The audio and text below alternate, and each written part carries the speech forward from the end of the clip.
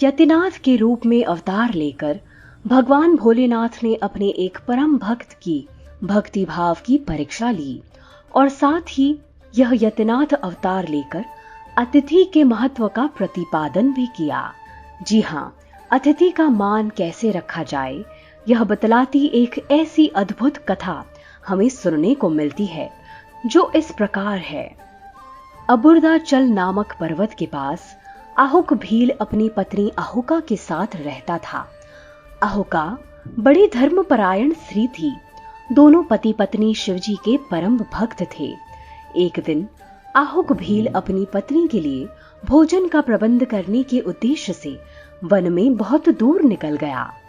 संध्या काल में आहुक भील की परीक्षा लेने के लिए भगवान शिव सन्यासी का रूप धारण कर उसकी झोपड़ी पर आए। इतने में आहुक भी घर वापस आ गया। उसने प्रेम पूर्वक सन्यासी यतिराज का सत्कार किया। यतिराज ने भील की परीक्षा लेने के लिए उससे कहा, मैं आज रात यहाँ विश्राम करना चाहता हूँ, सुबह चला जाऊंगा। आहुक बोला, स्वामी जी, मेरे घर में मात्र 2 व्यक्तियों के योग्य ही स्थान है, फिर उसमें आपका रहना कैसे संभव हो पाएगा। उसकी बात सुनकर यतिराज सन्यासी जाने के लिए तैयार हो गए। तभी जब आहुक भील की पत्नी अहुका ने यह सुना, जो उसे अनुचित लगा कि अतिथि को जाने के लिए कहा जा रहा है, उसने तत्काल प्रतिरोध किया। भील ने अहुका ने कहा, प्राणनाथ, अतिथि को उसकी मर्जी न होते हुए उसे अपने घर से वापस लौटाने से हमारे गृहस्थ धर्म की हानि होगी। आप स्वामी जी के साथ सुखपूर्वक घर के भीतर रहिए, मैं अस्त्र शस्त्र लेकर बाहर खड़ी सेवा करूंगी। पत्नी की बात सुनकर भील ने स्त्री को बाहर रखना उचित न समझा। उसने स्वयं बाहर खड़े रहने का निर्णय लिया। स्वामी जी को घर के भीतर ठहराकर वह स्वयं बाहर खड़ा होकर पहरा देने लगा। रात्र में हिंसक पशुओं ने झुंड बनाकर धावा बोला। वे आहुक को मारकर खा गए। इससे सन्यासी यतिराज को बड़ा दुख हुआ। सन्यासी को दुखी देख भील ने अहुका धैर्य पूर्वक बोली, यतिराज, आप दुख न करें। भीलराज ने अपने कर्तव्य का पालन करने में अपना बलिदान दिया है, वह धन्य हो गए।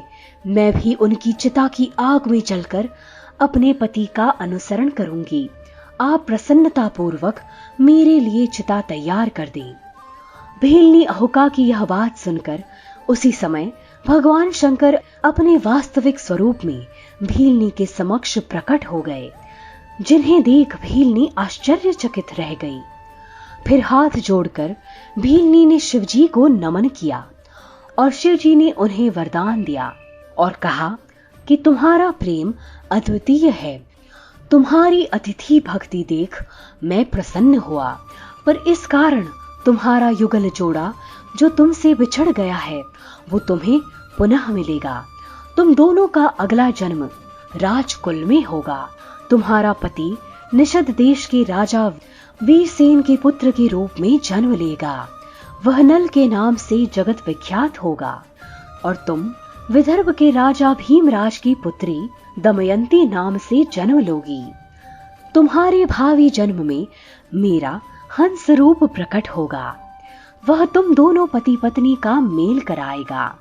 तुम दोनों सभी राजसी ऐश्वर्य भोगने के बाद बड़े बड़े योगियों के लिए भी जो दुर्लभ है, ऐसे मेरे पवित्र शिवलोक में तुम स्थान पाओगे।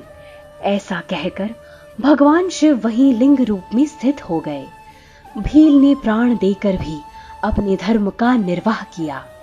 वह अचल रहा था, अतः उसी के नाम पर उस लिंग का नाम अचलेश हुआ।